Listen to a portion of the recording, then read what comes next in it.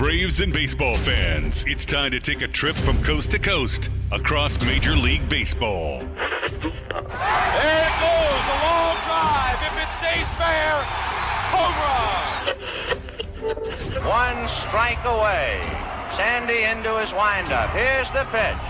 Swung on and missed a perfect game. Fly ball deep left center. Grissom on the run. Yes! Yes! Yes! The Atlanta Braves have given you a championship. Listen to this crowd. Left side, Swanson to first. Braves, world champions.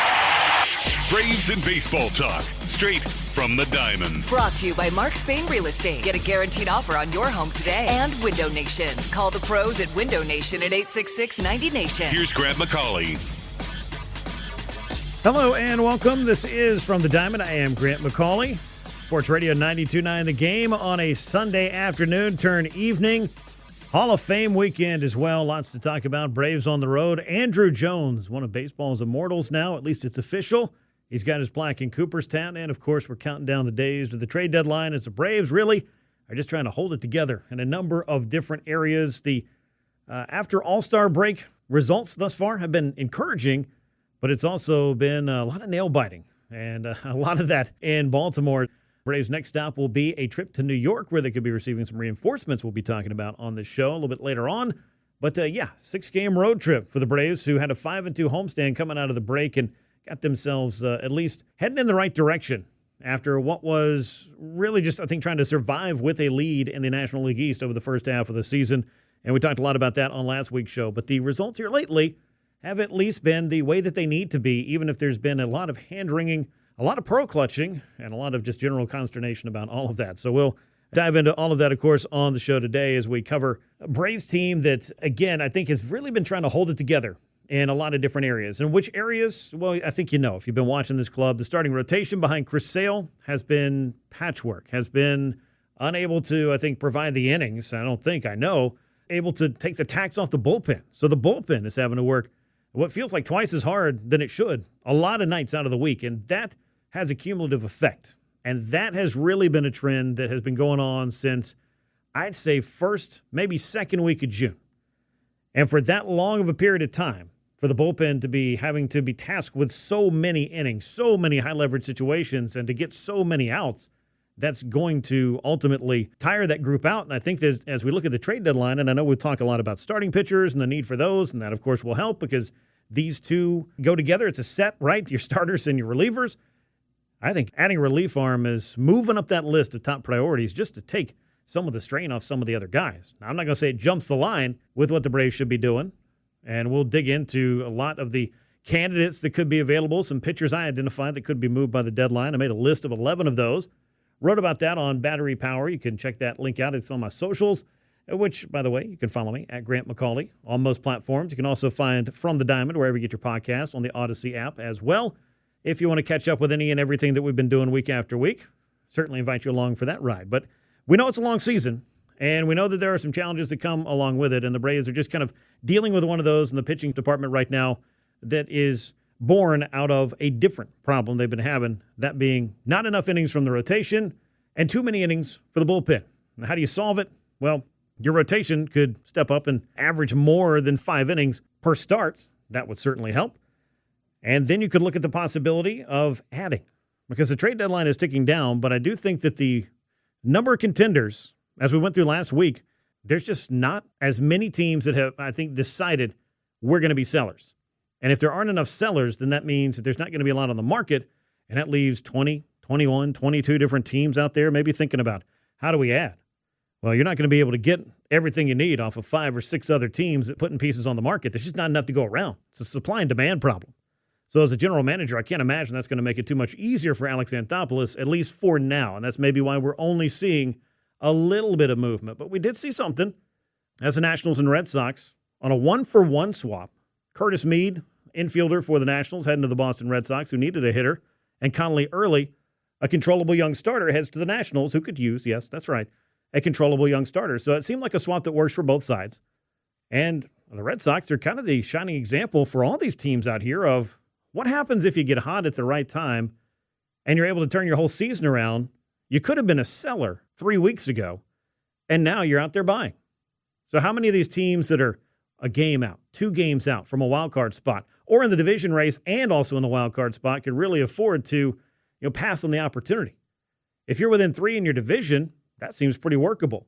You get to within about 4 to 5 games of the wild card, yes, there's possibilities, but then you have to wonder, how many teams do I have to climb over to get into that wild card spot? That's the math that starts to work against you. As I talked about this week with Dukes and Bell in regards to the trade deadline, it just comes down to you can't count on everybody else to lose the same day that you win if you've got 6 teams between you and the wild card spot. So there will be some teams in the next 7 or 8 days leading up to the trade deadline, which actually is the 3rd of August. So what is that, a week from Monday at 6 p.m.? And we're going to find that all out, I think, within the next 3 to 4 days. Everything's going to start to ramp up, and we'll take a good look at the standings. We'll take a good look at some of the things that could play into the trade deadline for the Braves and for really all of Major League Baseball. And I think there's also just a case to be made that this expanded playoff, for as much as I think Major League Baseball wanted it for some very obvious reasons, it's had some effects that I'm not sure that they saw coming. I think that they maybe thought that this would make clubs more aggressive at the trade deadline, and actually I think it's kind of done the opposite, right? It's caused a lot of teams to wait and see, which is not bad because you're in a spot where you could contend because there's extra spots. But then again, you're also running this thing down to the 11th hour, and I don't know if you know this or not, but trades in most sports are not something that get done in 15 minutes. This is not you and me sitting down and saying, all right, let's look at our fantasy rosters and decide. All right, I got these 3 players. I don't like this one. I like this one. Let's swap them out. Or I really like this guy, and you should too, and that's why you should give me your best player. That is not how these things go. That may be our experience. That is not the experience of the trade deadline itself. But I do think, all jokes aside, that Major League Baseball was hoping to make the trade deadline as intriguing as possible. But really, I think it's kind of slow-played some things and maybe served as a little bit more of a buffer than it has to elevate the energy and the moves and the things that could be going on around this time. So those are just my general thoughts on some of the trade deadline dynamics. But we'll get into more specifics and the other things that could really, I think, benefit the Braves and other teams once some clubs decide, hey, we're going to make some players available, but you still got to wait on that to happen. And could it be 24 hours, 48 hours, 72 hours, or 1 whole week? We got all that time to spend with one another to talk about that. Meanwhile, let's stick a pin in the trade deadline for a little while and talk about something great that was happening in upstate New York, and that was the Hall of Fame growing by 3, one of which was longtime Braves great Andruw Jones, one of the greatest defensive players at any position in the history of baseball, finally getting his plaque in Cooperstown, joining numerous teammates from the great 90s and early 2000s Braves teams that he played for and starred for. And it was just beautiful to kind of see that whole circle kind of become complete, it felt like. It was always just one missing piece from that group. You had Tom Glavine and Greg Maddux, and then John Smoltz, and you had Bobby Cox, and you had John Schuerholz, and you had Chipper Jones, and you finally got Fred McGriff in there. And now you got Andruw Jones stepping into that place as well. And that just leaves me to hope and continue to campaign and to keep my fingers crossed that there will be a call that comes to Dale Murphy here in the next few years to put him in the Hall of Fame. I think he belongs. I think there are quite a few guys that aren't there that could be there yet, and I'm hoping that baseball, the eras committees in this case, will kind of come to their senses a little bit on this and realize that there are some deserving guys that have been waiting a long time, and it would be wonderful to see them get this honor while they're still here. That's one of the great things that I think we saw last year, one of the great regrets, I think I'd call it.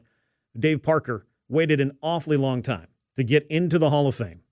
He got the call, but he wasn't able to, because of the advanced stage of his illness, give his Hall of Fame speech and to actually be inducted. And that, I think, was just kind of a tough thing to see. Be that as it may, this was a great day. We're going to put all that other stuff aside. Andruw Jones made a case with the most sterling defense that you will ever see. An absolutely incredible display. And some of it was born out of just the consistency in which he played the game, where you just saw the ball go in the air to center field, and the expectation became that Andruw Jones is going to catch that ball. And if Andruw Jones does not catch that ball, then it cannot be caught. It is a physical impossibility. That's how good he was in center field. There are the highlight reel catches. I know I've posted a ton of them on social media. None, to me, is better than the one in Montreal in 2002, where Andruw just comes into your frame, diving into the gap in left center field, robbing Will Cordero of a potential game-tying or game-winning hit, ending the game with one of the most beautiful diving catches on one of the hardest and most unforgiving surfaces in the history of baseball in Olympic Stadium. That's just one of them. There's another one in Philadelphia, diving into the other gap, robbing Marlon Anderson of potential extra bases and keeping the Phillies at bay. And you got Harry Kalas, the Hall of Fame announcer for the Phillies, just all he can say is just wow. And that, I think, really spoke to who and what Andruw Jones was as a defender. Of course, there's the Spider-Man catch. There's so many other just incredible moments that Andruw Jones provided, and it was day in and day out, and 10 consecutive Gold Gloves. That's the kind of excellence, and if you look at the advanced metrics, it screams even louder that we may have been watching the greatest defensive player at any position in the history of baseball play center field for the Atlanta Braves for 12 years. That sounds like a Hall of Fame resume to me. And oh, by the way, this guy hit 434 home runs in his career, including a club record at the time of 51 homers in 2005. I mean, this was a guy that John Smoltz said this. I thought he nailed it in the video that they showed right before Andruw Jones was inducted, that we may never see a better blend of defense and offense out of a player. Because how many 50-homer players do you know are winning 10 consecutive Gold Gloves? I'd say not many. So beautiful to see Andruw have that opportunity today on that dais to finally be inducted alongside his teammates. He was able to pay tribute and homage to his father, who he's long credited as being one of the most influential people in his life. And while his father was not here to see a lot of the things that have come along for Andruw, including his Hall of Fame induction today, his father's influence is a big reason why he was standing there and able to make that speech. We also had the opportunity to see him pay a tribute to Bobby Cox, who passed away earlier this year, and who Andruw said, and I think there's a lot of Braves, Chipper Jones and many others, they would say the most influential manager I ever played for, maybe the most influential person in baseball I ever came in contact with, was Bobby Cox. Beautiful tribute to him by the Hall of Fame as well. And then, of course, Andruw from Curaçao, first Hall of Famer from his home country. What a great part of the legacy that is. There have been some other great Curaçao players. The Braves obviously have Ozzie Albies right now. Kenley Jansen's from Curaçao. Many others that have come from that island. And he was able to, I think, just put a stamp on what has been not an overlooked, but an underrepresented group of baseball players that just all of a sudden started coming from this nice tiny little island. One of the great exports of Curaçao has become Major League Baseball players. Let's put it that way. And for Andruw to have the opportunity to stand up there and say some words in Papimento, I know that meant a lot to him as well. You also had Jeff Kent, one of the greatest offensive second basemen of all time, get inducted into the Hall of Fame today, along with Carlos Beltran, who, man, if you're a Braves fan, that brief time that he was in an Astros uniform, the first go-around, I think we're already sick of seeing that guy come to the plate because he put on one of the great postseason performances, and much of it came at the Braves' expense in the National League Division Series. But Beltran, again, power, speed, defense, switch hitter. I know there were some questions about his legacy coming out of that Astros scandal a few years ago, but in terms of an overall baseball career, a very deserving class, very good class, I think headlined by Andruw Jones around here in Braves country. We'll talk a little bit more about that. In fact, I'll share my conversation I had with Andruw a few months ago about his career, some of the great moments, some of the great memories. We'll share those. We're also going to talk about trades. We got to do that because the trade deadline's only a week away. Stephen J. Nesbitt of The Athletic is going to join me to talk about the deadline, and also how is it that teams are able to pull off the three-team trade? What goes into that? What are those conversations like? How difficult is it? I'll ask Stephen about all of that, and we'll talk about the Braves series win up in Baltimore. They take 2 out of 3. Next stop, New York. Is Ronald Acuña Jr. already waiting for them at Citi Field? We'll see. Maybe it's the team hotel.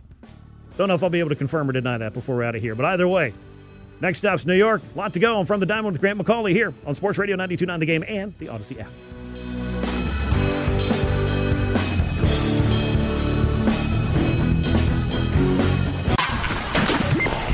I love baseball. Now back to more Grant McAuley and From the Diamond. Brought to you by Mark Spain Real Estate. Get a guaranteed offer on your home today. And Window Nation. Call the pros at Window Nation at 866-90-NATION. Sports Radio 92.9 The Game. Welcome back into From the Diamond with Grant McAuley here on Sports Radio 92.9 The Game. We are live from the Kia Studios. A sunny Sunday evening here in Atlanta. And the sun shined on the Braves finally, in the end, in Baltimore, as they were able to take 2 out of 3, and you guessed it, another one-run game. That's what this team is starting to become known for, and I'm going to be honest with you, and I'm sure you'll be honest with me because I'm on social media at Grant McAuley, and I see all the replies. That's all of them, except for the ones I've muted. But most of them, that, yeah, this is a little bit tough to watch and to endure as far as the blood pressure is concerned. But I will say this, as I've said many, many times, and will continue to, you can win ugly. You can win a game that just, it wasn't pretty. But there's no such thing as a pretty loss for the Atlanta Braves. And fortunately, they were spared from what could have been a rather ugly state of affairs on Sunday up in Baltimore. And how exactly did it get there? Well, the Braves carried a nice 2-0 lead into the bottom of the eighth inning. Then you had Pete Alonso, longtime Braves nemesis, with a home run off Dylan Lee. That made it a 2-1 game. Then you got to the ninth. Raisel Iglesias had to battle control a little bit, lead-off walk, but it looked like he was about to get what he needed after a strikeout. It was a tailor-made, routine ground ball to Ozzie Albies. You're getting at least one out of this thing. Well, unless you get none, because the ball went right under Albies' glove, right between his legs in the right field. It created a big-time threat for the Orioles, of which they had to settle for just the one run. However, that sent the game to extras, and then that's where the real fun began. It was a wild state of affairs as the Braves made multiple pitching changes, and by the 10th inning, they even ended up doing the 5-man infield. I can tell you, I've been watching Braves baseball for a long time, and this is a rarity. I can't remember the last time. If you have a better memory than I do, feel free to remind me, but Mauricio Dubon was brought in from left field. Walt Weiss came to the mound with a glove, and I'm thinking to myself, okay, what's Walt going to do here? He's not going to pitch. I don't think he's going to put himself in at shortstop. He's not going to activate himself like Roger Dorn in Major League Two. But no, in all seriousness, it was crazy dire straits for the Braves, so you're going to do anything you can with an extreme ground ball pitcher on the mound like Danny Young and see if you can get that ground ball to any one of your 5 infielders. That's right, 5. Instead, they got one lined right to Matt Olson, who stepped on first base, a huge, huge double play, and that helped the Braves escape that 10th inning. They scored in the 11th, courtesy of that man, Austin Riley. That man who's been looking for some big hits, some big moments, to be the right guy at the right time, the right place, and he was today. An RBI single put the Braves on top 3-2, and they were able to close that thing out in the bottom half of the 11th inning. But look, there was nothing easy about it over those final few frames for the Braves, and it continues to underscore what we've been seeing out of this club, and that is that the bullpen is being asked to do a lot. You might even say too much, far too often throughout the course of a series, throughout the course of a week. You're just seeing it over and over and over again. The Braves had to use 5 relief pitchers after Reynaldo Lopez, who was actually very good today. 5 2/3 innings for Reynaldo, I believe a season high, or at least a recent high as far as his pitch count is concerned, because Lopez threw 89 pitches in this game. I don't think he'd done that since maybe back in April. But 5 2/3 scoreless innings for him, 5 hits, 1 walk, 6 strikeouts. You needed to see that. We'll talk more about what Reynaldo Lopez could mean to this Braves rotation, or what role he could play, and what the expectations and really the need is from him. But then you use Dylan Dodd, and then Dylan Lee, and then Raisel Iglesias, and then Danny Young, and then Tyler Kinley. And I know for Tyler Kinley, it's also kind of been that shaky ground here lately because he had become a bit homer prone. And after a couple of months of really kind of being a key reliever for the Braves, it came along through the month of June and into July where all of a sudden you might be getting a little bit nervous, might start putting a couple of fingers inside that collar to kind of loosen it up a little bit when Tyler Kinley would come in. But he was able to close this thing out for the Braves with an inning and a third of scoreless baseball, a couple of walks for him. And, of course, the free base runner out on second base there in extras doesn't make it much easier for a reliever. And you just kind of felt as the Braves had loaded up the bases in the top of the 11th, up 3-2. If they didn't score there, things could go sideways again. But Tyler Kinley and company able to close it out. A 3-2 win for the Braves on Sunday. Take 2 out of 3 from the Orioles in this series. And, you feel like every series is kind of a must-win. You don't want to be losing series. You can't win every single game, but you don't want to be losing series. But this did feel like it would have been a pretty deflating way to lose, because if you flash back a little more than 24 hours ago, or about 24 hours ago, the Braves went through a couple of defensive gaffes by Jim Jarvis, usually sure-handed, that opened the door for the Orioles to be able to sneak out a win on Saturday. They were opportunistic because the Braves were able to make those plays, and then you got to the 9th and thought, all right, this game could be over, and instead the ball ends up in right field under the glove of Ozzie Albies right between his legs. Ozzie was 0 for 6 with that error in this game. And you kind of look up and down the lineup, and you see that there are some things that worked on this day, but not enough hits with runners in scoring position. The Braves were 3 for 14 in those spots, and they left 14 men on base. Where they got fortunate is, on the other side, the Orioles did not have a hit with runners in scoring position. They left 12. So this was a day of both teams really having an opportunity of who's going to take this game. Somebody's got to win it. Who's going to end up with it? And it ultimately was the Braves. But now you start to kind of look up and down this lineup and wonder, what's this going to look like 24 hours from now? Because 24 hours from now, you hope to be talking about Ronald Acuña Jr.'s effect on this team beginning down the stretch. Now, we all know the Ronald Acuña Jr. that the Braves need. We've seen it throughout the majority of his career. We saw a lot of it last year, to be honest with you, when he came back from injury. I thought his 2025 was just the kind of tune-up he needed for a huge year in 2026, and it has been anything but that. The power hasn't been there, save a couple of big spurts from him. And then the injuries, the hamstring injuries for Ronald Acuña Jr. have kept him off the field for roughly half the season at this point, after missing, 38 games now with the second hamstring strain. And the Braves opting to give him as much time as he needs to come on back and hopefully be healthy for the rest of the season. But Drake Baldwin was leading off for the Braves on Sunday. He reached base 5 times and scored not once. That kind of underscores. So when your leadoff guy reaches base in 5 out of his 6 plate appearances, you're thinking, all right, we're in a pretty good spot here. And unfortunately, they were not. When your number 2 hitter immediately goes 0 for 6, that probably lets you know that you're maybe stepping in a hole or stepping in a drain right after that. Matt Olson 1 for 5 with a run scored and a walk. In this one, Michael Harris 1 for 5. And then you look down, it was Dominic Smith, and a guy who the narrative, at least here lately, had been, I don't know that the Braves can keep trotting Dominic Smith out there at DH, but I'll tell you, they're glad they did today. He was 3 for 5 and drove in their first 2 runs. So the Braves were up 2-0 for the majority of this day until the Orioles kind of got invited back in with a slew of mistakes, free base runners, and a key home run by Pete Alonso. But the Braves were able to survive. And in doing so, now 62-43 as they sit on top of the National League East, 19 games over 500. And the standings for the Braves have started to look a little bit more comfortable than they did at the All-Star break when they kind of limped in with just a 2-game lead over the Philadelphia Phillies. Well, pending the outcome of the Phillies this evening against the New York Yankees, the Braves right now have a 6-game lead in the division again, because the Braves took 5 out of 7 in that homestand, 2 out of 3 from the Rangers, 3 out of 4 from the Padres. I don't know if we're going to talk about that a ton, but we got to at least point out that the Padres had kind of given up losing to the Braves for a couple of years, it felt like. They just were not in the mood, especially at Petco Park. The Braves took 3 out of 4 at Truist Park and polished off 5 out of 7. Now go out, take 2 out of 3 from the Orioles, a below 500 team. And I'm here to tell you, they need to beat up on the New York Mets, who are sitting 18 games under 500 right now, 18 and a half games out of the division. They have been as lowly gets. And you got to figure out a way to take that series, get on home. Then you got to battle the Washington Nationals, who may be 8.5 games out in the division. But if you start to look at the wild card for a club that's a couple games over, a club that has some dynamic young players, C.J. Abrams and James Wood both homered twice on Sunday. It's some pretty good stuff going on for Washington. Just a game out of the final wild card spot, which is held right now by the Arizona Diamondbacks. Then you got the Pirates and the Nationals at 1 out. 1.5 back, you've got the Cardinals. 2 back, it's the San Diego Padres. And then unfortunately for the Miami Marlins, they've been having a little bit of trouble here. They continue to lose. The Marlins had climbed within 4 games of the Braves in the standings at the All-Star break.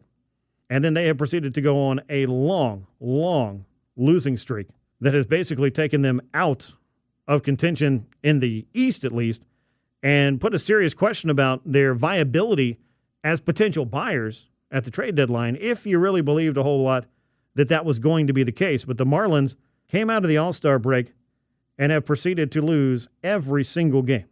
They have been swept by the Brewers. They have been swept by the Astros. They have now been swept by the Padres. Prior to the break, they were swept by the Cleveland Guardians.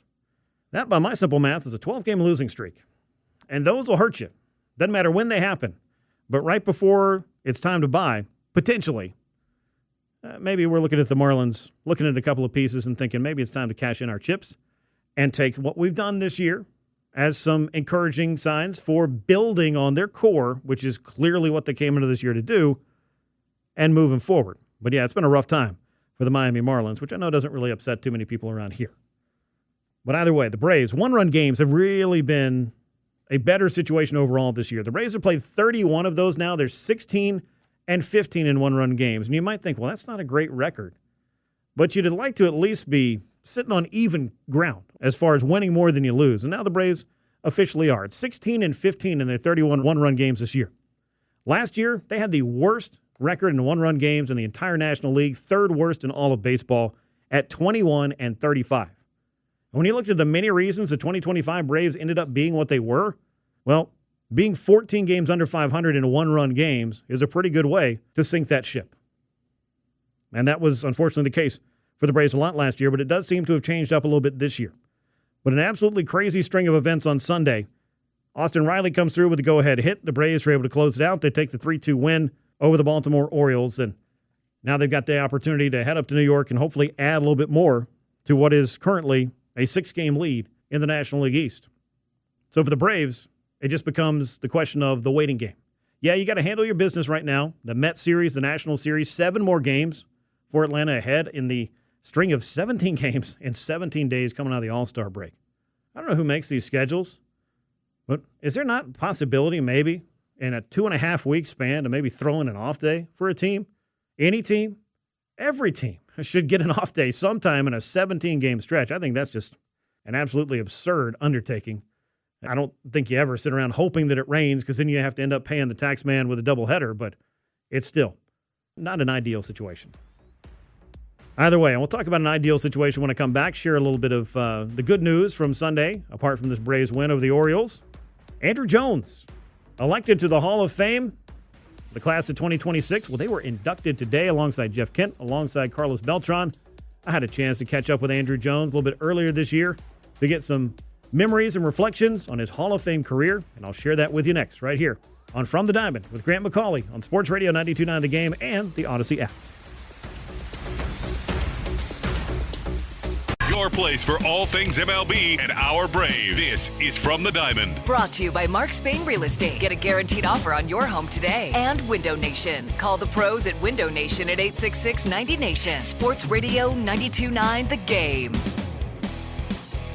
Welcome back into From the Diamond with Grant McAuley right here on Sports Radio 92.9 The Game. We are shifting gears from our Braves discussion. We're taking it up north to Cooperstown, New York, where an all-time great Brave became a baseball immortal this afternoon. I'm speaking, of course, of Andruw Jones, part of the class of 2026, enshrined in Cooperstown earlier this afternoon. I think generations of Braves fans had an eye and an ear on what was happening up there as Andruw gave his Hall of Fame speech and joined a multitude of Hall of Fame teammates from those great teams of the 1990s, the Big Three, John Schuerholz, and, of course, Bobby Cox, who passed away earlier this year, and his longtime teammate, Chipper Jones. The Jones boys reunited in Cooperstown. Heck of a Braves lineup happening up there. A few months ago, I had an opportunity to chat with Andruw Jones about his Hall of Fame career and some of his memories of what it took to get to Cooperstown, because as we know, it was a long road. It wasn't just the playing career, but it took Andruw years and years and years to kind of build his case and build momentum to be elected to the Hall of Fame by the baseball writers. But it finally happened, and Andrew's reputation as one of the greatest defenders in baseball history, his 10 Gold Gloves, and 400-plus home runs, that was the combination that got him over the finish line and receiving a plaque in Cooperstown earlier this afternoon. I wanted to share that conversation because there were so many good stories and insights that Andruw was able to give me about playing for the Atlanta Braves during the glory days of the 1990s under the legendary manager Bobby Cox and alongside his Hall of Fame teammates. So here is my conversation with Andruw Jones from right here on From the Diamond back in April. I want to walk back through your Hall of Fame career, which began with the Braves at just 19 years old. And I'm curious, at that time, did you realize just how rare it is to make it to the major leagues so fast? And were you at all surprised when you were called up in late 1996? I'll be honest with you, it was very, very surprised. I really did not think that I was going to be there at that moment. I just started a season in high A, and I was just trying to win a championship over there. And, everything kind of worked out in a way, and I ended up in the major league at the same time. So all those things, just, I was just, I'm still a big fan of the Atlanta Braves, and I appreciate everything they did for me, give me the opportunity to chase my career, chase a dream that I always wanted to do. And, I was just grateful to be with a good team that always was in a competition of winning a championship. And, I played for a long time, and I never think about Hall of Fame. I never play the game to be a Hall of Famer. I play the game because I love the game, and I love to compete. I love to win. And obviously, when you do all those things for a long time, you put consistent numbers, people start putting your name into the Hall of Fame. And just a great honor to be in an elite group.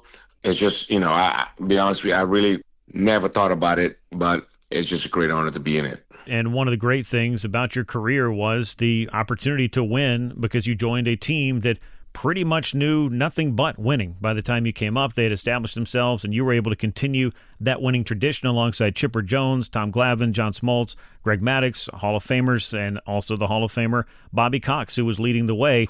This summer, though, marks 30 years since you made your MLB debut. As you came up in August of '96, the Braves headed back to the World Series, and that, I think, is where the baseball world was formally introduced to Andruw Jones. So I know you've been asked about this a ton over the years, but can you walk me through Game 1 of the World Series? Because if one home run is nice, I can't imagine what hitting two in your first World Series game was like.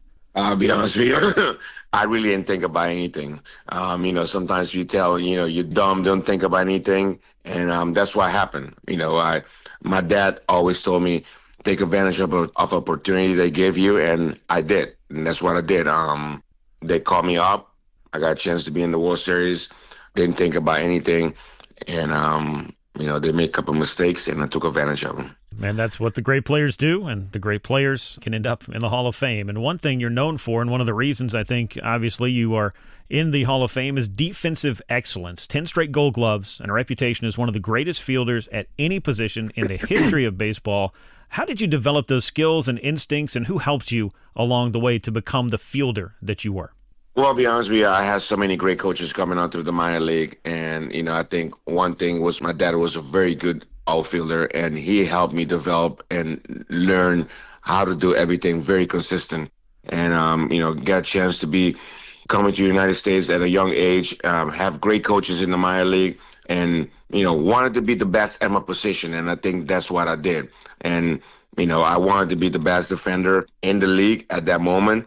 And I work hard at it. And, a lot of people didn't see the hard time that I put in to be the best at my position. And that's what I did. And, I'm very proud of my defense. I took a lot of work to be good at the position because I was going to be the only one out there. And every time when I step in the field, I wanted to be the best. And that's what I did. Man, I would say the 10 Gold Gloves certainly speak for that and the impact that kind of defense can make on teams that are competing for championships year after year. Now, a lot of Braves fans like to debate your greatest plays. The Spider-Man catch always stands out, but for me, it was the diving catch in Montreal to end that shutout for Tom Glavine at Olympic Stadium.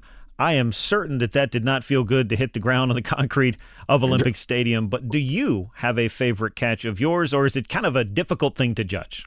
That could have been one of the greatest catch I ever had, but, I really cannot think. I mean, I made so many that I just I can't point one out, but that was a really good catch because, to save a shutout, to give Glavine one of these iconic moments for him, another shutout for him. So it was just one of the good catches that I think that I can put out him. And I mean, I had a couple ones in Philadelphia that I can remember that was great. Obviously, the catch off the wall was good. But like I said before, I just wanted to be the best at my position, and that's what I work on. And I mean, all those things come out of before the game. I go out there and put the work in, and those things pay off. I had a chance to ask Chipper Jones about 5 or 6 years ago about that catch at Olympic Stadium because if you watch it back, I mean, I don't even think you're on the screen when they show the ball heading toward the gap.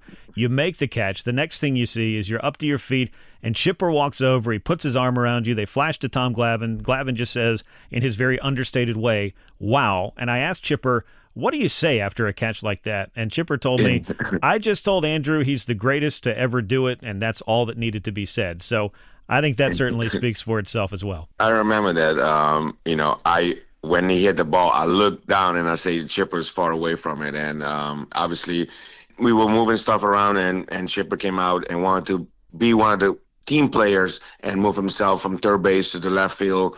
And we were just trying to create a great team. And, I always told him, I say, hey, just cover the left field line. I got the rest. And, when he hit that ball, I just look over and I say he was fired. So, hey, it's all you. So it was a great catch. I remember that like it was yesterday. And, it was just awesome time, great time to play the game and be part of an awesome team. Absolutely. One of the great times in the history of the Braves franchise. We're chatting with Braves great and Hall of Famer Andruw Jones here on From the Diamond with Grant McAuley on Sports Radio 92.9 The Game. Talking a little bit about the defense, which was such a defining part of your game, but you also hit 434 home runs in your career, and that included a team record in 2005 of 51 homers. When you look back on that year now, what changed for you? Because you hit 30 several times, but 51 was uncharted territory for a Braves hitter, including the great Hank Aaron. It was one of those times that 04, I did not achieve my goals that I wanted, and I went into the offseason. I made a great adjustment of my swing, and, it kind of paid off. Most of the time when everybody work on their skills, very hard to make a big adjustment, and it paid off. So that's all I did. I worked with Teddy Pendleton. In the offseason, I always had all these guys coming over, and we hit in the cage, just build a cage at my house. So, not that I did not work the years before or not, but I felt like I didn't achieve what I wanted to achieve. And, I made a big adjustment, and it paid off. Speaking of Hank Aaron, I know you had opportunities throughout your career to get to know him over the years. I always like to ask guys who spent a long time with the Atlanta Braves, what did Hank Aaron mean to you? Basically everything. I told this story before. Every time when, we're not feeling good, Bobby will send us up to go talk with Hank. And be honest with you, Hank never talk about baseball with us. He always talk about life, family, and stuff like that, and always say, hey, make sure you take care of your family, make sure you do all this stuff. But he never talk about baseball. And I think that was the thing that a lot of people just think that a great baseball player, an icon, always talk about the game, and he never did. He always talk about family and your kids, your wife, all the stuff. So, that's what I took from Hank. That's why he's just that icon person and did all what he did. One of the great players, one of the great men that this sport has ever known, really life has ever known as well. And another man who helped shape your career is Bobby Cox, obviously. He was someone who taught lessons along the way, but also who was fiercely loyal and believed in his players. How did Bobby's decision to pull you out of that game early in your career kind of shape maybe how you played the game and how your outlook overall on the day-to-day that is required to be, as you said, the greatest that you can be? He knew who I was. It took a minute for him to realize what kind of player I am, how I go about my business. But, when he took me out of that game, he was just trying to let me know that don't let other stuff bother you. Mm-hmm. Just focus on how great you are as a defender. And I think that was the part that I took and I ran with it. And I have so much respect for him. He's like my second dad. For him to trust me and let me go out there and do what I did for a long time. And you've been keeping busy this year. Speaking of managing, you were doing that for the Netherlands in the World Baseball Classic. How much fun was that experience? And do you think coaching or managing is something you'd like to do down the line if the right opportunity presents itself? I don't know. I love the WBC. It's such a great tournament. It's such a short tournament that everybody wanted to be part of it. Get a chance to manage for the first time was awesome. I did a couple times coaching, being the bench coach. I played in a couple times. So it's always good to represent your country. And I think, it's a great experience. A lot of people ask me that question if I want to be coaching or managing one day. Not really, because I still enjoy my retirement. I enjoy living life and, just doing the stuff that I always do. But I still around the game, and I enjoy every bit of it. And, of course, you have a son who is chasing his dream in Major League Baseball. How much fun has it been? You mentioned your dad helping you along the way to build a career. How much fun have you had kind of paying forward the things that you learned to your son, Drew? It was a great experience just having him on the team and represent my country or our country, represent the heritage of your family, my mom, my dad, everybody that came from Curacao and be as a kingdom. So it was awesome. It was a good time. Obviously he went out there. He did a really good job by playing the game. The things that I passed to him is just respect the game, go out there and learn every day, and just trying to be great, trying to graduate every year, trying to get better every day. Because it's such a great game, but it's such a hard game. It's a game of failure. Obviously, you understand that.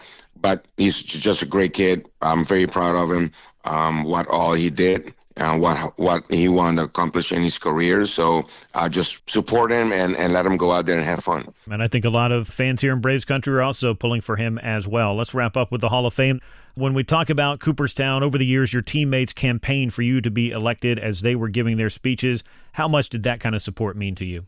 Obviously, like I said before, you play the game, you don't think to Hall of Fame, but having guys like Tom Glavine, Chipper Jones, Greg Maddux, mostly talk about, day-to-day business, how you go about your business is a big support. So I'm very proud to be part of this elite group and, for them to support me every year to this moment. So now, we all can be in the same elite group and have one of those teams that basically had the most Hall of Fame in the game. An incredible, incredible group, and you will be enshrined in Cooperstown on July the 26th, so a very big weekend.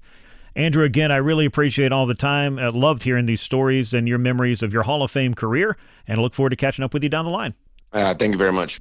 Well, that was my conversation with Andruw Jones from a few months ago. It was great to be able to talk to the Hall of Famer, the newest Hall of Famer, part of the class of 2026, about his storied career, the great defense, the great moments, and the great people that were involved along the way as well. You can just tell how much this honor means, not only to the players who were inducted, but to the people who supported them for all the years that it took to find that road to Cooperstown to become one of baseball's immortal players. All right, when we come back, a lot more Braves baseball to talk about, and the countdown to the trade deadline continues. We'll talk a lot about that, and I'll have Stephen J. Nesbitt of The Athletic to break down baseball's unique multi-team trades and how exactly those things work. That's all ahead on From the Diamond with Grant McAuley, right here on Sports Radio 92.9 The Game. Baseball, talking Braves and beyond. Baseball with From the Diamond. Brought to you by Mark Spain Real Estate. Get a guaranteed offer on your home today. And Window Nation. Call the pros at Window Nation at 866-90Nation. Sports Radio 92.9 The Game.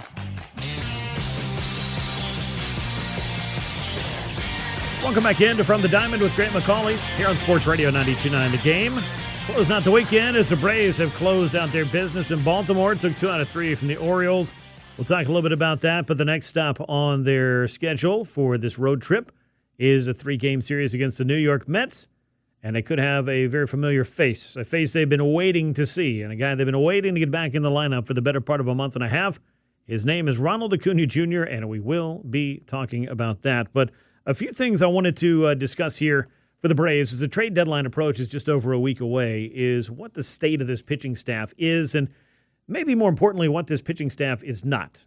Now, if you were to go and just look at the pitching ranks across Major League Baseball and just say, okay, well, where are the Braves? Well, you probably wouldn't be too disappointed with the overall look here. And what do I mean by that? Well, on the whole, the Braves pitching staff has been able to do the job. What I feel like is that we're starting to reach that kind of critical mass, if you will, where your starting rotation has been taken on water in the form of injuries and inconsistency for a while and not been able to cover the innings, and that also has overly taxed the bullpen for the Atlanta Braves as well. Now, if you're just to look at like club ERAs, you'd find the Braves number 6 in Major League Baseball. They're 19 games over 500, so you'd feel pretty good about that, 105 games into the season. You're coming down the stretch. You got the trade deadline. It is right there in front of you, but what can you add to augment and to reinforce this rotation? That's something that we've been talking about, I feel like, all season long, because the injuries for the Braves, they started off in spring training.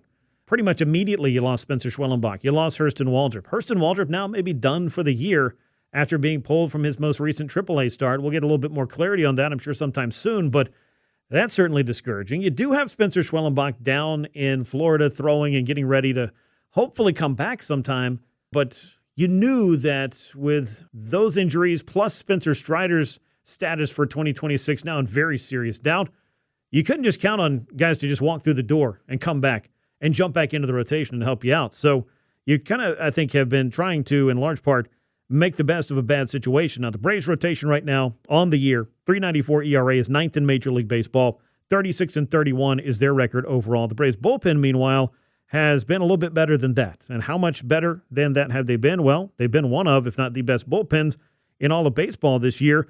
Best ERA in the National League at 3.24. Only the Red Sox at 3.05 and the Yankees at 3.01 have a better bullpen ERA. And I think we've seen that Atlanta has been able to, for the most part, turn leads into wins.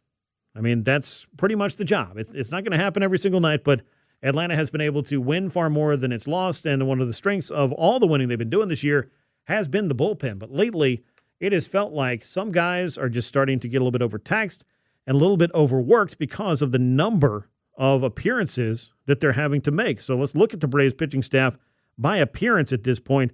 Dylan Lee is at 49 appearances now through 105 games. So basically, every other day, on average, you're seeing Dylan Lee pitch for this club. Tyler Kinley's right behind him at 43. Then you have Raisel Iglesias, who did spend time on the injured list, who made his 36th appearance on Sunday, and Didier Fuentes with 35 appearances. Robert Suarez had 31, and keep in mind now, he's been gone for about a month. So Suarez and Dylan Lee and Raisel Iglesias and Tyler Kinley were all in this rotation of, these are our guys. If we can line up a lead through 6 innings, these are the guys we're going to see. And you do that as much as you can, and the Braves did the first couple of months, but there does come a point, I think, of diminishing returns because you're going to need to give them a day off, a couple of days off. You're going to need to reset that bullpen, and I think Walt Weiss has been trying to do that, and the Braves, more to the point, have been trying to do that by trying to get multiple innings out of certain guys, by bringing up minor leaguers, by having young starting pitchers out in the bullpen to provide multiple innings, by riding the Carlos Carrasco train until it went overseas this past week. They've tried to reinforce it with some depth at best, but not necessarily finding the answers. And look, I'm here to tell you, and I know there's the expectation of, well, if we have one of the best bullpens in baseball, the whole thing's got to be a lockdown. It's just not possible to have 8 relievers, 8 relievers, I guess is the math, and we'll get into that later, that more pitchers you use in a game, the more you open up the possibility of one of these guys is just not going to have it that night. Or he's going to run into a bad matchup or hang a pitch or just make a mistake, because that's the kind of thing that happens. But overall, this bullpen, I think, has kind of been paying, again, the tax for the rotation not being able to do the things it's needed to for the better part of a month and a half, nearly 2 months now. Now, Chris Sale continues to amaze. Chris Sale is as good now, I think, as perhaps any time in his career in terms of the numbers he's putting up. And when you go out there, the good old-fashioned eye test, and you watch Chris Sale pitch, you know that you're watching a Hall of Famer. Chris Sale's 11-6. He's got a 2.19 ERA in 19 starts, 111 innings pitched, only 26 walks against 134 strikeouts. That sounds like an all-star to me, and sounds like another line in a Hall of Fame resume, though you're going to need him to continue doing that every 5th or 6th day for the rest of the season. The questions have been, what about after Chris Sale? Well, one of the answers was Bryce Elder for a couple of months, then he went through a June swoon. And the Braves decided to go ahead and back off Bryce Elder to give him time to kind of reset, because I think he was going to go through this fatigue period, this dead arm period, but he also said, I did not have my pitches doing the things I needed them to do. I wasn't able to throw the sinker with the conviction and the control, the command, I guess is a better word for it, that I had the first couple of months, and that kind of threw everything into kind of a state of disarray for Bryce Elder. But now look at the last couple of starts. The result, I've given Bryce a little bit of time to reset, recalibrate. Well, he's thrown you a couple of quality starts. 6 innings of 2-run ball last time out. Another good appearance on Saturday, or his last start at home, was 6 innings of 2-run ball. Got you into the 7th. And not too many Braves pitchers are getting you to the 7th inning. In fact, the only one that's been able to do it since late May is Chris Sale. And that's only happened one time. So that just kind of underscores the need that we're talking about here. But if Bryce Elder can get back on track and just give you those 6-inning outings on a consistent basis, that would do a lot to just stabilize the rotation, and then you can start thinking about who you want to add. I'm not making the case of, well, if Bryce Elder will go back to being an all-star caliber guy with a sub-3 ERA, everything will be fine. He doesn't have to do that much. But if you're operating with Bryce Elder in the 4 or 5 spot of your rotation, or maybe the 3 or the 4 spot, if he's going well, just figuring out who is going to be able to give you innings alongside him has been one of the other questions. Ronaldo Lopez bounced back big on Sunday against Baltimore. He was really roughed up last time out against the Padres, held the Orioles off the board for 5 2/3 innings in the series finale, but he's basically a 5-and-dive starting pitcher right now. And yes, I know, he got into the 6th inning, but for the most part, you've been operating about trying to get 5 innings out of Ronaldo Lopez. Can we just get 5 innings out of Grant Holmes? And can we just get 5 innings out of anybody else who's being asked to start a game for the Braves? Not named Chris Sale. And that's just something that you're going to have to figure out a way to change down the stretch. And Alex Anthopoulos is aware of that. This is not breaking news. I'm not telling those guys anything they don't already know. They're going to try to find some solutions for all of this. So what exactly will it look like? And how exactly could it help this club if you do go out and, say, get a starting pitcher, a couple of starting pitchers, veterans that can give you quality innings, competitive innings, maybe somebody with significant upside who could be a big upgrade to go with Chris Sale and be lined up for a playoff run. Maybe you can move Grant Holmes into the bullpen, and that would solve another one of the problems that you've been having with needing somebody who can throw multiple innings and do some of the things that he does so well first time through against a lineup. I think it could just create a domino effect. And by that, I mean a good domino effect instead of the other one that we've been seeing where the dominoes are falling kind of the other way for the Braves. But I spent some time about a week ago trying to put together some of the suspects, if you will, that we could expect to see on the move, but we're still kind of waiting to see where their teams end up. And one of those is Tarik Skubal. Now, he dominated again last time out, 12 punch-outs, I think, across 6 innings. It's starting to look a lot like Tarik Skubal after coming back from that elbow procedure in the middle of the season and giving up a bunch of homers very uncharacteristically. Well, he's dialed that thing back in. He has reset it to factory defaults, and he looks as good as he has the last couple of years in winning the American League Cy Young Award. Now, the Tigers have just lost a couple of games to the Royals that have pushed them further back in the standings. They're already, I think, 5 teams ahead of the Tigers in the final wild card spot, so you got a big pile of teams you got to climb over. We're reaching pretty much the critical time for the Tigers to determine, are we or are we not going to trade Tarik Skubal?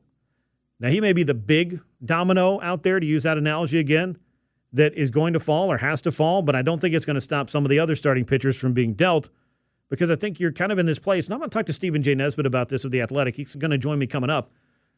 With rentals, even with star-level players, based on the very limited time that you get to have them, it's kind of interesting to see that the returns are maybe not earth-shattering. Now, Skubal could change that dynamic because he's kind of a unicorn as far as an available rental, because not too often does a multiple-time Cy Young Award winner in the prime of his career become available via trade, and then teams could come in and look at, hey, our playoff push here, our playoff rotation, all the dreams that we have set for October could be strengthened, if not come true, by going out and getting this guy. That's the kind of case you make for Tarik Skubal.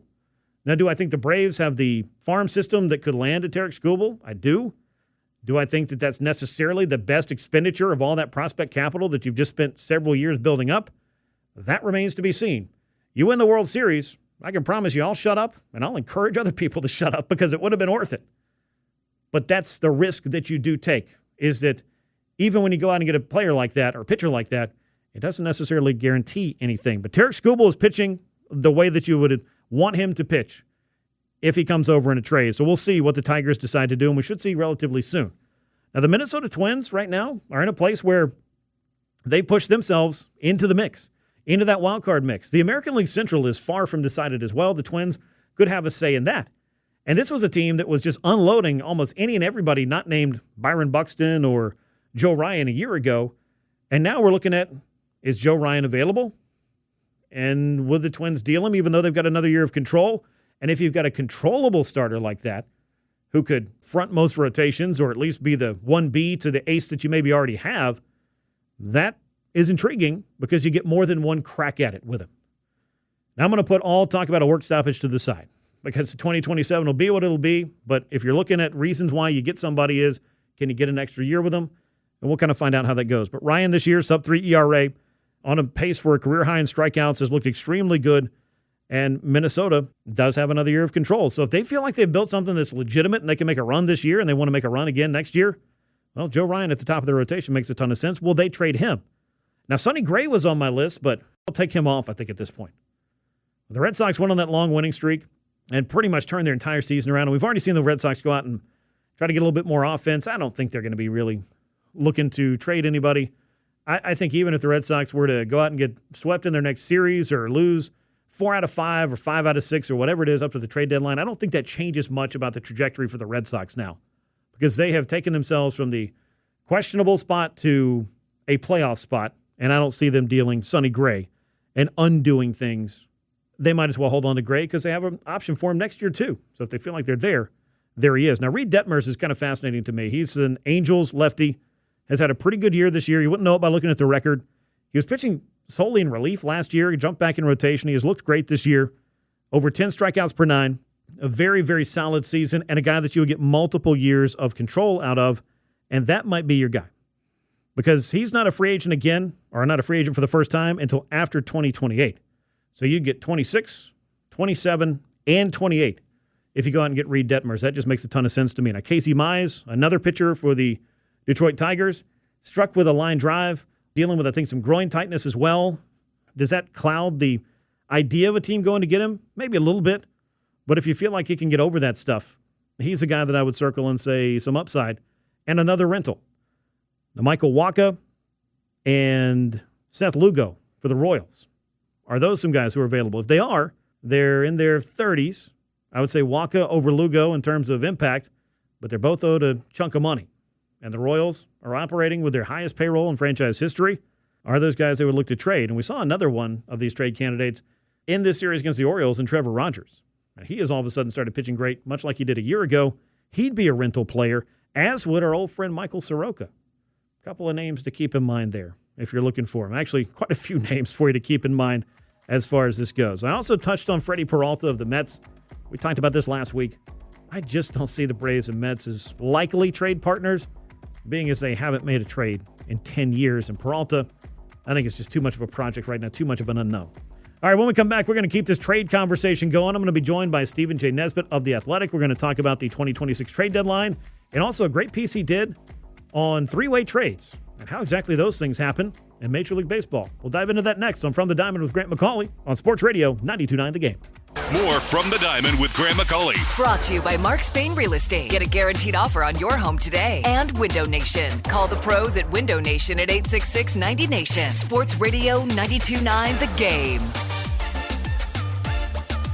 Welcome back into From the Diamond with Grant McAuley here on Sports Radio 92.9 The Game. We are live from the Kia Studios. It is a big weekend across baseball. Braves out on the road wrapping things up with the Orioles today, but up in Cooperstown, a brand new Hall of Fame class was enshrined, and Andruw Jones, one of those men to receive baseball's highest honor. We've been talking about that throughout the show, and of course that's one of the big dates on the baseball calendar every single year.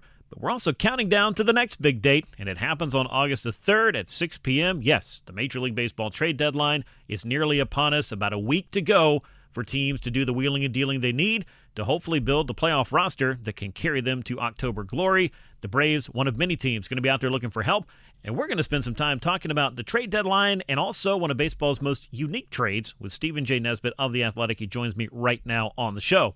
Well, Stephen, I appreciate you making some time for me in what is, I think, one of, if not the most wonderful time of the year, at least for some fan bases, because their imagination can run wild on what the trade deadline can bring you. But as we've seen with the expanded playoffs, that may be a trickier proposition than it's been in the past.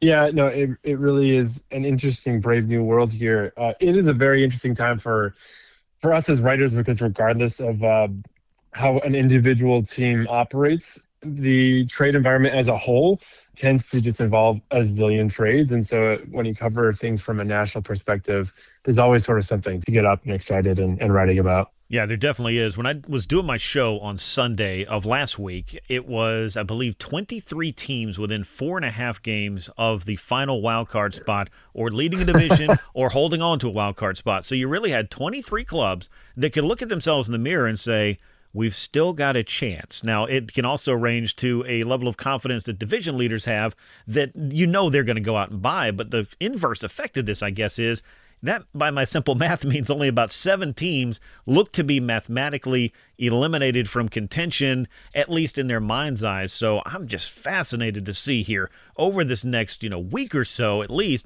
which teams realize that maybe they're not the 2026 Red Sox and maybe they don't have a 15-game winning streak up their sleeve.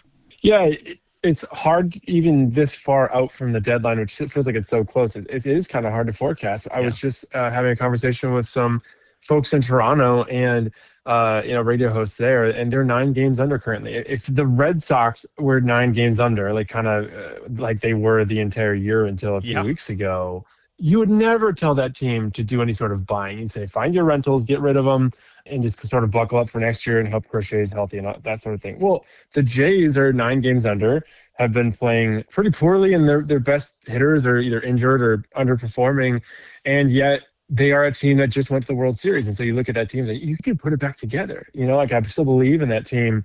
If the pieces are all, good down the stretch and healthy. And that's a team that truly, might not do a whole lot of selling. They could pretty opportunistically sell, trade some rentals now, maybe trade from a surplus, but say, okay, we're going to actually add in some areas here, but only add controllable players. That can make sense for them, but that takes a controllable player off the board for another team that's interested. So that's always the fun part of this. We can really easily tell what rentals are going to go, especially get to within 3 days of the deadline, pretty clear who's in, who's out. But this far out, what controllable guys, what Mason Millers are going to get moved. And those tend to be the huge deals that bring back huge prospect returns because it control is so much when it comes to the long-term outlook of baseball clubs. No, it absolutely is. I was talking to a couple folks in the press box in this recent Braves homestand, and now Atlanta's gone out on the road, and they'll come back home, and the deadline will be upon us, and it's going to happen pretty fast. But there was just this, I think, prevailing thought that rentals maybe don't bring as much as they used to, and that might be as much a cautionary tale for execs who've maybe overpaid in the past, and also the fact that teams, not that they weren't in the past, but now I think more than ever, kind of to your point, they're always thinking about their prospect capital and how important those building blocks are for the sustainability of being a contender in the future. And you don't want to watch your best prospects, your number one picks, your huge international signing, or whoever it is, or really even under the radar prospect, become a star somewhere else.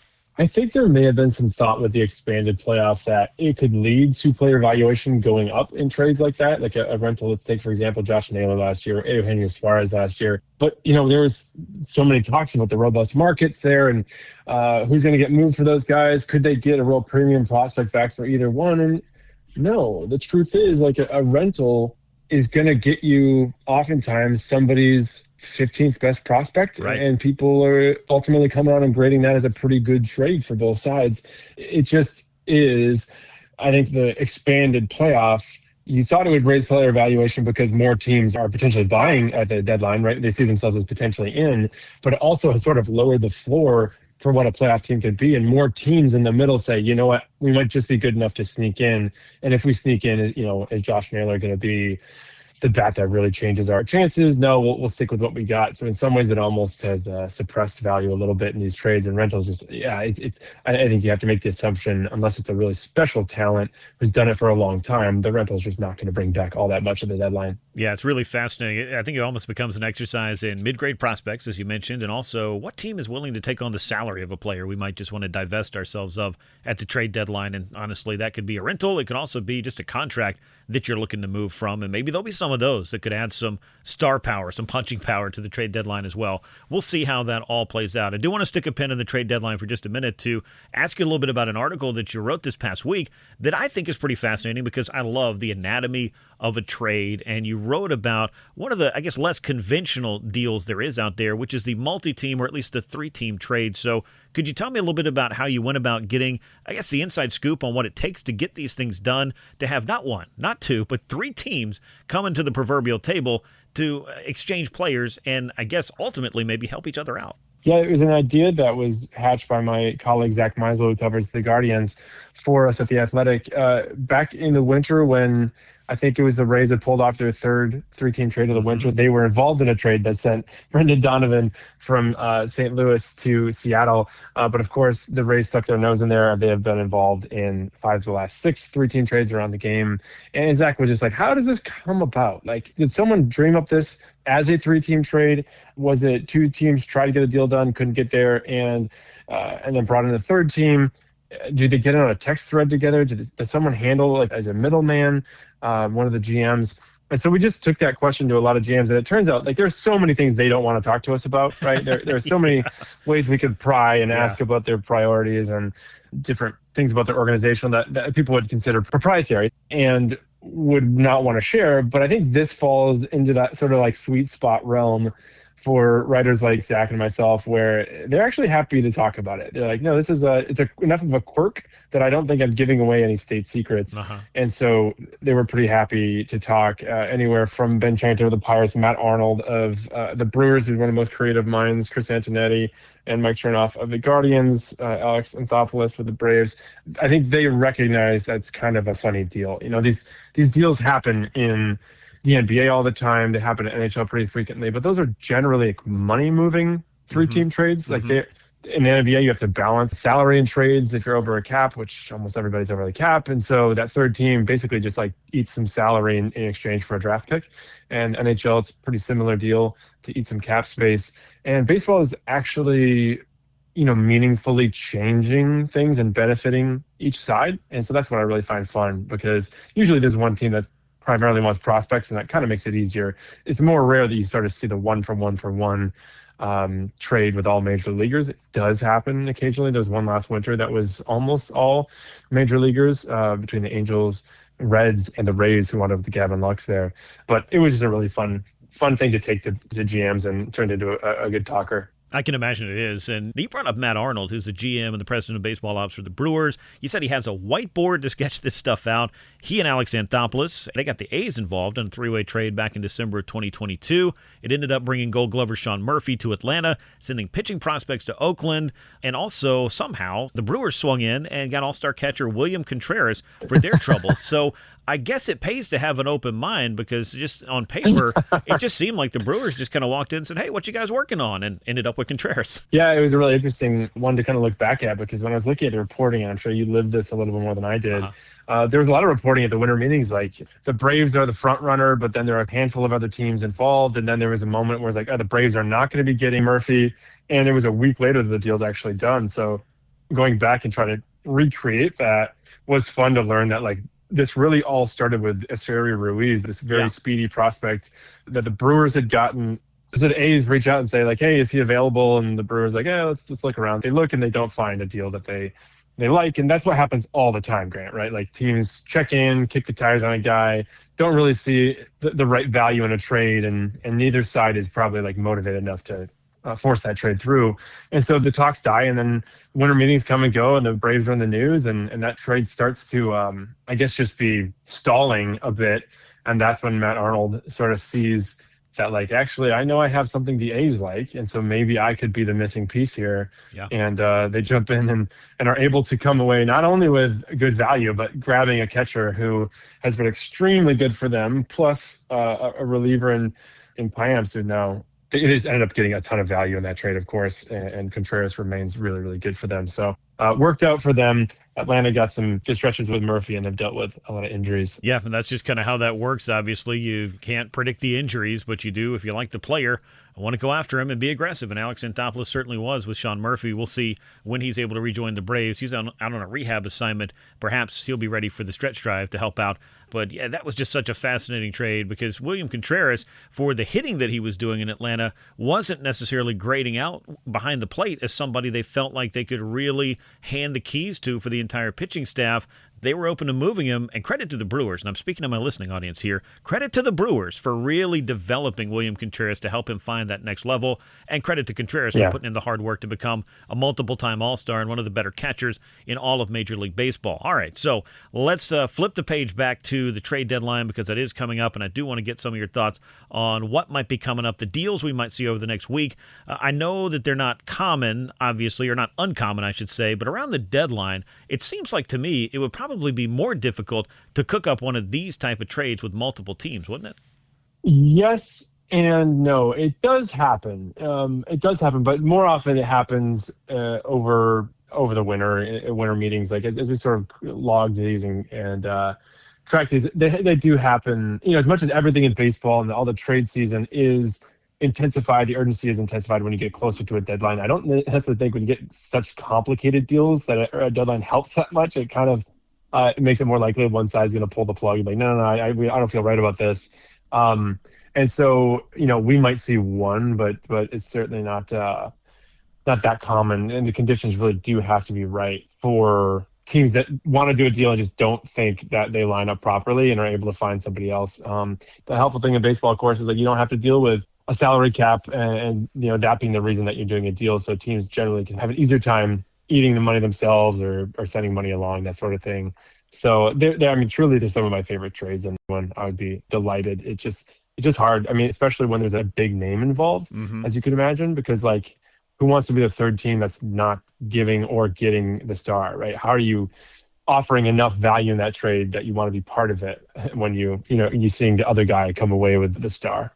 Yeah, and as we mentioned, there might be fates of multiple clubs that are kind of hanging in the balance. So can everybody really benefit from this kind of thing? Or are you really talking about you're trying to get something from a club that's at the very bottom, and meanwhile, the other club you're trading with might still be trying to maybe get a playoff spot in the other league. So it could be uniquely challenging, but I guess all three-way trades probably have some of that built in, as it were. But I really enjoyed this article. I thought it was a ton of fun, and I appreciate you kind of walking us through just the idea of even asking GMs about this, because I've talked to Alex Anthopoulos over the years and some other GMs about different things, but I never thought to ask them, hey, if you wanted to cook up a three-way trade, how does that thing work? Yeah, it's exactly that.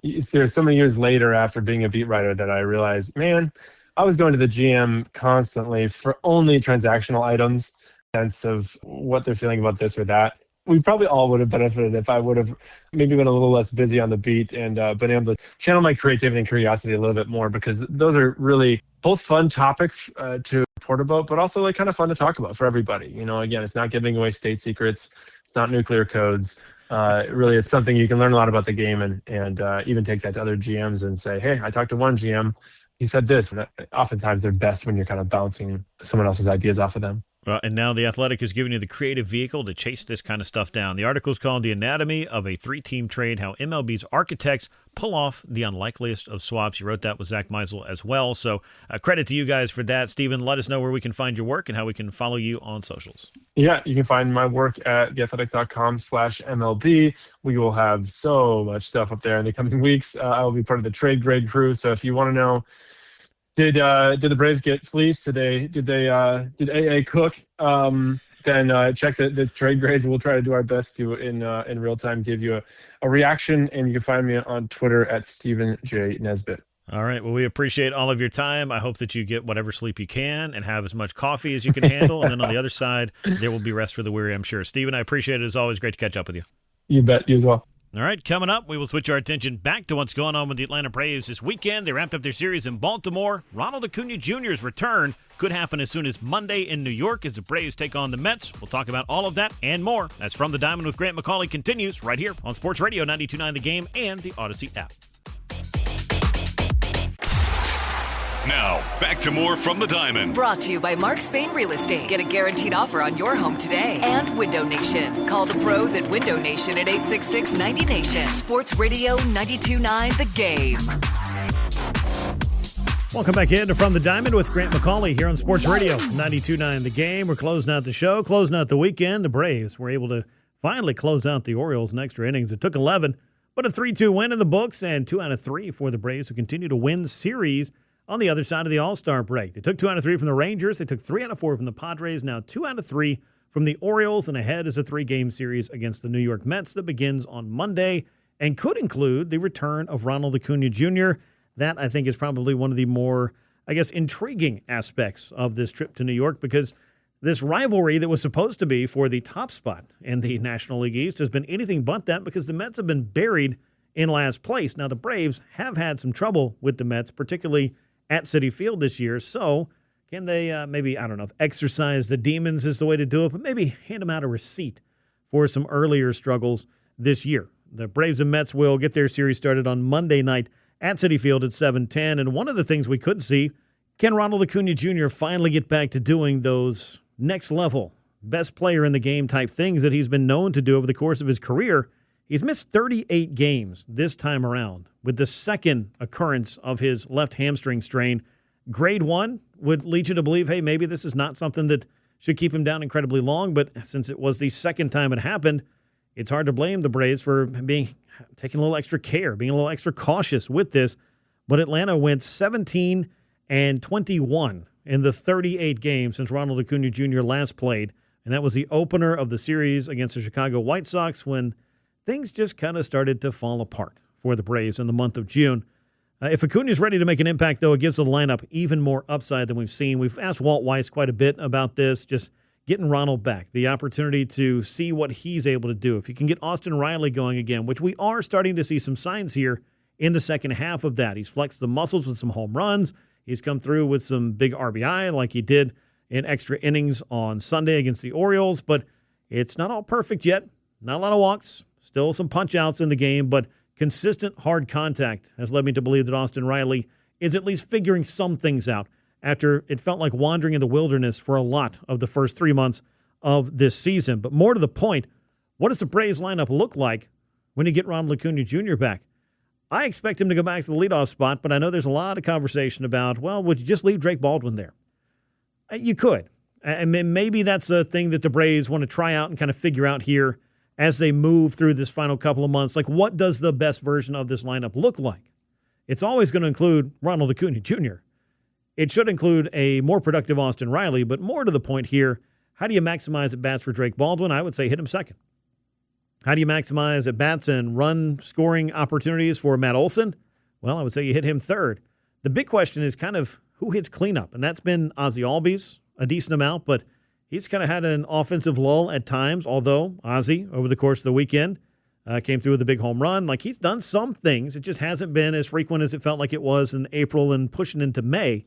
But would Michael Harris be a guy that you'd bat in a cleanup spot? And then would you really be worried about putting all those lefties in a row? I would say that's the number one thing that most people would look at is, well, then you set up not only the starter for that day, but also the bullpen to get a run at Drake Baldwin, at Matt Olson, at Michael Harris. And Walt Weiss has said, he's been on the record with this, I don't want to make it easy on the opposing team, opposing manager, opposing bullpen to come in and have that run right there, which is why Ozzie's kind of a key in this, because he can turn around bat right-handed. And batting right-handed, Ozzie Albies has been, over the course of his career, a very potent bat. And if he's able to break up the left-hand run, you might not mind putting two of them in a row, but you don't want necessarily to have 3 or 4 lefties in a row as you go down through the lineup. Now, what happens after, I guess, 5 in the order is a great question. You know, we'll see how exactly that all plays out over the course of when you get Ronald back. And obviously, Michael Harris will be in one of those top 5 spots of the lineup. Mauricio Dubon could help you out in a couple of spots. So he's kind of slowed down as well at the plate. And look, you're not going to have everybody going at the exact same time, but if you can get more going than aren't, this is a very potent lineup. And we saw some of that coming out of the break. Runs a little bit harder to come by in the Orioles series. And not for lack of base runners, but for lack of the big hits that I think that you needed. And that's where the Braves kind of find themselves needing to get that offense going because they still have pitching questions to answer specifically with regard to the trade deadline. Are they going to be able to beef up their rotation and then get more innings out of their starting rotation? That's something we've been talking about. I gave you some trade targets that I identified in my article for Battery Power this past week. A couple of others I did want to bring up, and some that I feel like, as far as rentals are concerned, could be had at a cost that might be worth it for Atlanta. Robbie Ray of the San Francisco Giants. He's having a pretty solid year. He may not be the guy that won the Cy Young a couple of years ago, or a few years ago now, but he is somebody that if you looked at him in the 3 or 4 spot of your rotation, obviously for the Braves that would be an upgrade because he has shown the ability to be a solid 6-inning starter this year. He'd give you another lefty, which could give you a little bit of extra depth and dimension with Chris Sale in rotation, obviously, at the start. And then you could look at maybe some other rentals like a former Brave and Kevin Gausman. Now, I wouldn't have come into the year and told you that the Blue Jays would be really entertaining trading Kevin Gausman. He's been a useful pitcher for them, a great pitcher for them, and a really good pitcher over the past, 5-6 years now since he left Atlanta. He's been able to just kind of level up his career. Now, he has been roughed up a lot lately, so my caution here would be, do you really have time to take on a project for a guy that's really struggling? Now, if there's significant upside, I would say the answer could be yes. But if you're going to take on a project-type guy or somebody who's struggling, but you just see something there that you feel like you can either tap into or fix, or you feel like they're going to figure it out, I think you got to get somebody who's a little bit more of a sure thing. And there may not be an ace-level starter out there that is going to be available for every contender. In fact, I'm here to tell you there's not. I mean, Tarek Skubal is Tarek Skubal, but I feel like you almost have to put him off in his own room for teams to figure out what they're going to be doing there. And then there's kind of another area that's a little bit more of a swap meet where you could get some of these other arms who could be available. So that's one thing. They got to figure that out. They also got to figure out the DH thing. I think Dom Smith has had some moments after the All-Star break. He had some moments, obviously, early in the season, but it really kind of leveled out. And if your DH is only giving you about a 600 OPS, I think you owe it to yourself to figure out what you can do to get more firepower out of that position, because the only thing you're asking for, and I say position with the air quotes, the only thing you're asking for from your DH is to be an offensive threat. And the Braves have not really had as much punch from that spot as I think they would like. So could you get somebody who could DH and maybe play corner outfield spot and help you out a couple of different ways so you can kind of mix and match? Mauricio Dubon could play a little left field defensively, You could get this other guy to maybe do some of the DHing for you. I'm thinking of more of a right-handed power threat, as we just talked about with all the lefties the Braves have, the very good lefties. Would this be somebody that could solve your cleanup spot? Maybe. I don't know who exactly this guy will be because, again, I think there's like 20 teams in baseball that probably aren't necessarily ready to trade, but I know some commentary about some guys that are out there. Maybe if the Angels decide that they want to do some trading, which that's a bafflingly run organization. So there's a very good chance, I'm just here to tell you, that the Angels could hold 3 or 4 trade chips, whether it's Zach Neto at shortstop or Joe Adell in left field or Reed Detmers, who I talked about, or Jose Soriano or, pretty much anybody on that roster, and just decide, yeah, we're just going to hold on. This is the team that held on to Shohei Ohtani with a snowball's chance of re-signing him and got nothing for him. I get it. That's a unique situation. That's not what we're talking about here, but every time you think you know what's best for the Angels, they tell you no, you don't know, and we don't know either. So I don't know what they're going to do. So we'll see how that all plays out. But a corner outfielder, a bat that you could DH and use some in left field, you need more production from your outfield. Getting Ronald Acuña Jr. back on the other side is great. You can use the DH spot a number of different ways to get some guys off their feet down the stretch as well, but I just feel like you need somebody else that can give you a little bit more power. And then you can move Mauricio Dubon around because defensively he gives you a lot. Shortstop, they could give Ozzie a day at second base if you wanted him to. Obviously, he can play third base. He can play any of the outfield spots. He's kind of there for it. Now, another big question mark as far as the AAA Gwinnett Stripers this past week with all the big leaguers they got. Sean Murphy started his rehab assignment over the weekend. But Ha-Seong Kim, he's got 5 more days before the Braves have to make a decision on activating him from the injured list. Now, Kim's struggles are well documented. He has looked better in the minors in terms of his bat. I think the glove has still been kind of, no pun intended, hit or miss. But as far as that bat's concerned, is there something you can get from Ha-Seong Kim down the stretch? Something for the $20 million you paid him to help you out at shortstop. And I'm not trying to be a prisoner of the moment with Jim Jarvis in terms of he dropped a couple of fly balls in Saturday's game. And, overall, though, he's been a really solid shortstop. But how long will it be before the league kind of makes an adjustment and some of the hits that Jim Jarvis has gotten maybe become a little bit fewer and further between? The league always seems to find a way to do that. And again, I think Jim Jarvis is a really useful player, but is he the answer at shortstop? I'm not sure anybody's ready to say that. So in the same way I talked about a corner outfielder, could the Braves be in the market for a shortstop? Somebody that could help them out there? Possibly. Would that be Zach Neto? I'm not convinced. I don't think he's a very good defensive player, but there's a lot of offensive upside there. But again, he works for and plays for the Los Angeles Angels of Anaheim, of Orange County, California, and who knows what in the world they're going to do at the deadline. If they do sell with their new GM, John Mozeliak, formerly of the Cardinals, and I believe he was up in Seattle, but definitely of the Cardinals, what's his edict? What does Artie Moreno want him to do? What can he do to maybe get something out of this trade deadline? I don't know. I don't know that they know either. But if Ha-Seong Kim can finally make some contributions down the stretch, I think that would be nice. If he can't, you try it out, you see what it is. I think you've reached the point now where if it's diminishing returns and you need that roster spot, you might just end up having to eat the money. Could you send him away for another bad contract, a bad contract swap? Maybe. But what are you getting back, and will it really be any better, or will it just be a different problem? Because different's not always better. I think that's something we get confused with when we're thinking about how to solve all our problems. Well, I'll just change something. I'll change 5 things. Well, if you don't change them well and you don't change them right and you don't make the right decisions and it doesn't really benefit you, you just got a different set of problems. Doesn't mean you should sit on your hands. I'm not saying that. And I don't think the Braves will. And I don't think that the Braves are right now. But it's a very, very intriguing next week or so until the trade deadline. And there are a lot of different things that the Braves could do to better themselves. I still think they need to get 2 starting pitchers. They need to get some kind of offensive upgrade, preferably a right-handed hitter. I don't really care what position he plays because maybe he doesn't need to play a position at all. And I think they could use another bullpen piece. Doesn't have to be a closer. Doesn't have to be, a huge name. Just somebody who's competent and competitive and could just help some of these guys out that have really been shouldering the load all through the season. None, I think, bigger than what Dylan Lee has been asked to do. And I think we're starting to see a little bit for Dylan Lee as well, that he's been called on and called on and called on. Let's just figure out if you can find a way to kind of reset some of these guys by not having to use them, time in, time out. I don't fault Walt Weiss for chasing some of these wins, and I think the Braves have been the better for it. But this bullpen thing has been a bit of a challenge here lately. You've seen a lot of guys come on the roster and then off of the roster. And as I alluded to a little bit earlier, I know Walt Weiss talked about this before Saturday's game. I saw Chad Bishop of the AJC discussing it, just this whole We can only have 13 pitchers, and we have to carry an extra position player we rarely, if ever, use. And I'm looking at it like, you put the universal DH in place, why do you have to carry the same amount of position players and pitchers? Was the union involved in this? Maybe. I don't know. Was it just an MLB thing? I'm sure it's collectively bargained. I can probably sum it all up with that. But wouldn't it be nice to have that extra pitcher on days where you're trying to figure out what in the world guy can I use? Because these three guys I want to stay away from at all costs. Do we want to cut down pitching injuries, or do we want to raise them? I'm just wondering out loud here. Does it help if you got a guy that gets 3 at-bats per month, but he has to be on your roster? I don't think so. I'm sorry for that guy, whoever that guy is. It's a position player. It does make it a little bit harder for them, but who wouldn't want the extra pitcher? Oh, I know, the LA Dodgers, because they get a pass on this whole rule because they have Shohei Ohtani, and the rules changed for two-way players.